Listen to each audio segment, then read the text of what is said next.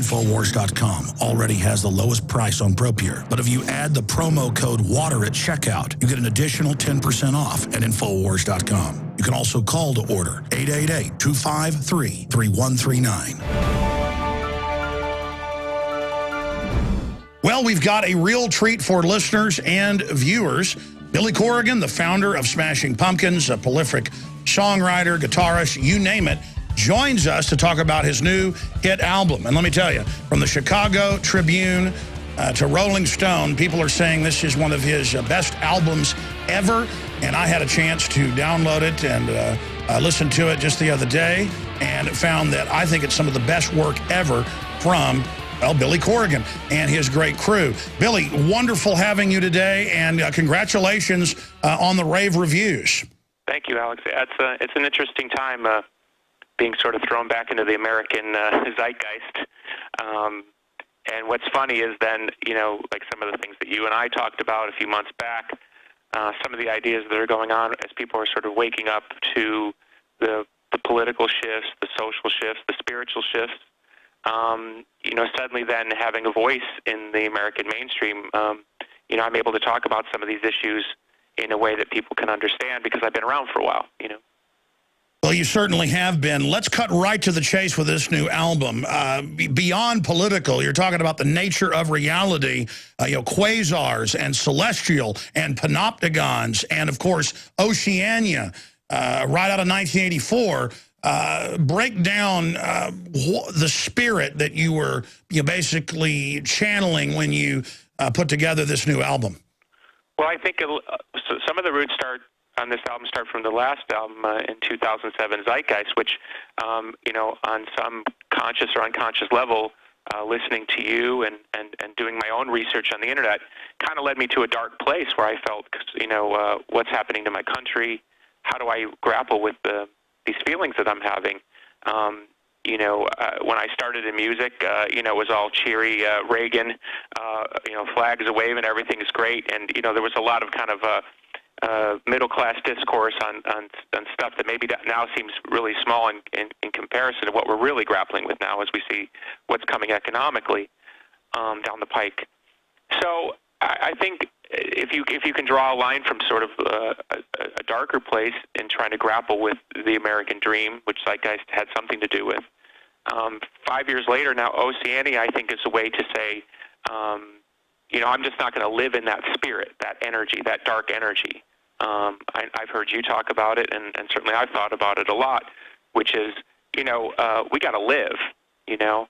Some of the most inspirational stuff I've ever heard you talk about is when you just talk about nature, about how God's kingdom inspires you to, you know, to fight the good fight and to, you know, think of families and what life's really about. And I think that my album is really about that. It's like we all go through hard times. Our country's going through a hard time.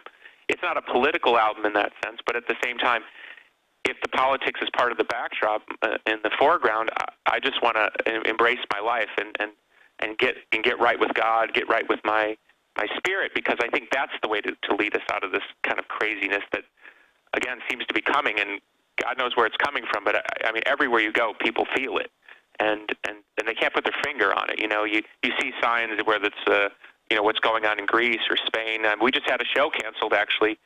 We were supposed to play on an island called Tenerife, I think the island is called, or the city was called Tenerife, and the show was canceled because of the Spanish economic crisis. So these are starting to have real effects on you know, and so when we look back at, we see these things happening, but we don't know where this is all going. You know what I mean? I mean, when you see mainstream news sources, the Foxes and the CNNs, using the kind of language that 5 years ago you were being condemned for, you know, it's kind of laughable. Profound, Mr. Corrigan. We see Larry Summers, one of the top bankster globalists, in the Washington Post last week saying, prepare for total collapse. But he's acting like it's all an accident and they're the wise old men that are going to save us, when they're the people on record that engineered this implosion. That's how we were able more than 10 years ago to chronicle what was coming. And now here we are, it's out in the open, and a lot of people say, well, you're being negative talking about all these horrible things. But if we don't focus and expose the bad, then we can never recognize it from the good and protect what's good.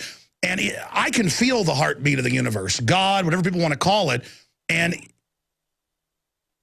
more people are actually coming out of their trance. I am seeing that. But I also see others who aren't waking up getting deeper into the trance. I would totally agree with that. I think what's happening is we're seeing a split. The people that are invested in reality, and by reality, I'm not talking about the Adam Sandler movie version, you know what I mean, or the sitcom version. I'm talking about reality as we know it, as our ancestors lived it. You know, like, what the heck is going to happen to me and my family? How do we move forward? How do we progress as a species? How do we evolve rightly and morally? As we see that part of, and it's everywhere. It's not just America. You see glimpses in China and in India and Africa. As people are waking up, they're doing their own research. They're having their own discourse with their friends and family. And now they have access to information in a way they've never had. So empires can't sort of play this game that they've played, you know, dating back probably longer than you and I could recall. The other side, of course, has to go deeper into the dream, like the Matrix. They have to go there because that's the only way to sustain the insanity. And here's this is a touchy subject, but this is the classic example. We've all had that situation where, like, you know, something horrible happens. You know, a kid falls down a hole, and you know, we're live from the kid that fell down the hole, and everybody's, will the kid get out of the hole safely? And you know, their prayer vigils, and yes, that's an appropriate response. We should care. Yet, meanwhile, kids are dying everywhere. You know, is it from an unjust military action, or is it from a reckless police force or something? You know, there's things that are happening everywhere that we don't have that same level of concern. But why don't we? Well, we've been socially conditioned that one thing is okay to care about, and one thing, well, just accept the official version and just kind of march on. And I think this is where people are waking up and saying, wait a second, there's a hypocrisy in that. Why don't we care about everybody equally?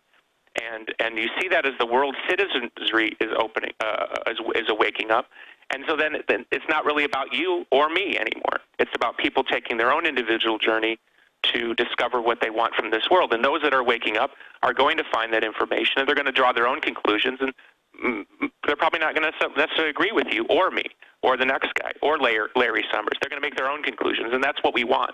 We want a bunch of independent thinkers. We don't want sheep. That's the worst thing. But the sheep are going to become more sheep because that's what they want. They don't want to wake up. They want to live in that dream. And I know people like that in my family. They don't want to know. they just, you know, and I'm sure you've had those conversations.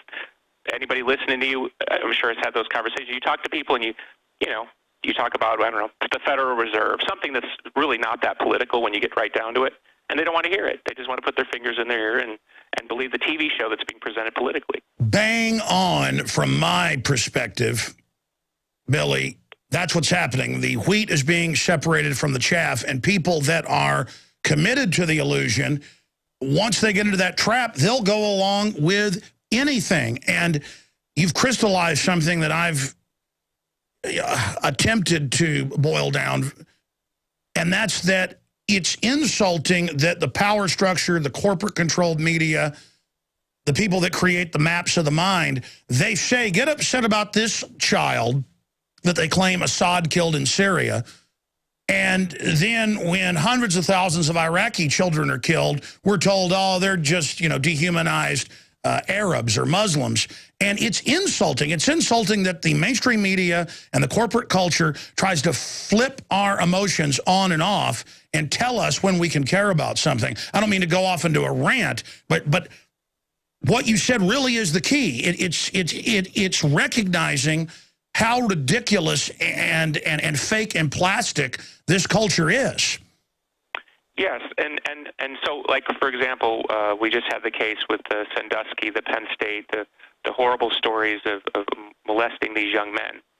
And as you've talked about, maybe a culture that would have protected him because of wanting to maintain power or not pay the price for looking the other way. Now, of course, you're going to have the cases that are going to come up with the administration officials that allegedly may have covered it up, and so on and so on and so on. the interesting thing is what I see with the people around me, and I'm not necessarily surrounded by a bunch of liberal class. I'm surrounded by a lot of working class people. I see them not necessarily buying these narratives like they used to. You know, and so what happens, and we know this from rock and roll, if the audience doesn't react, you turn the volume up louder. Well, what we have is a culture that's just turning up the volume louder. You know, because people start asking real questions, and so of course then the theater needs to be heightened, and new narratives need to be created to try to create an emotional engagement, which of course is not real, because it's meant to take you on some level, even if it's just profit driven, to take you away from your very human emotion, which is, why don't we care about everybody?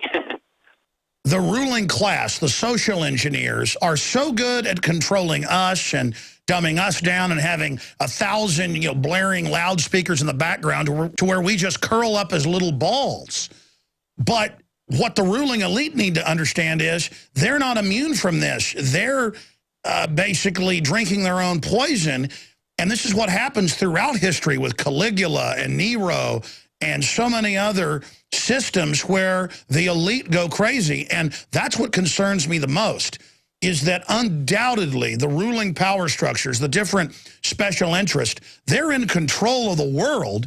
They're in control of the propaganda, but they're not in control of themselves. And so it's almost like the monsters from their subconscious are now actually running the machine.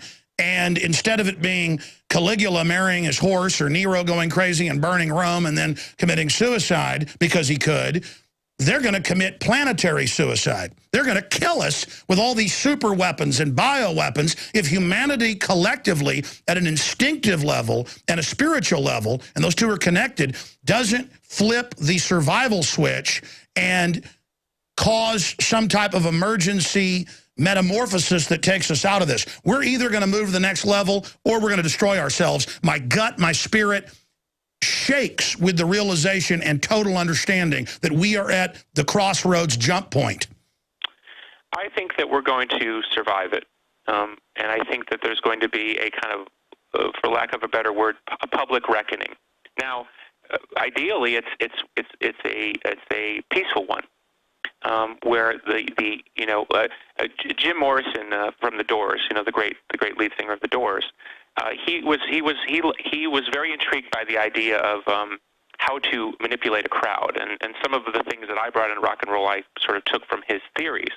He used to do things like when he was just a spectator, he would go in a crowd with 3 of his friends, and they would plant themselves at various points in the crowd and try to turn the crowd against the band. And then obviously on stage he would do things to see where the flip point was. There's people talk about catchphrase like a tipping point. You don't need 100% of the people to agree with something to reach a tipping point. So where are we? Let's say in a gross oversimplification, there's a right way and there's a wrong way. And most people, and probably the predominant number of people listening to your program, feel that what's happening is the wrong way.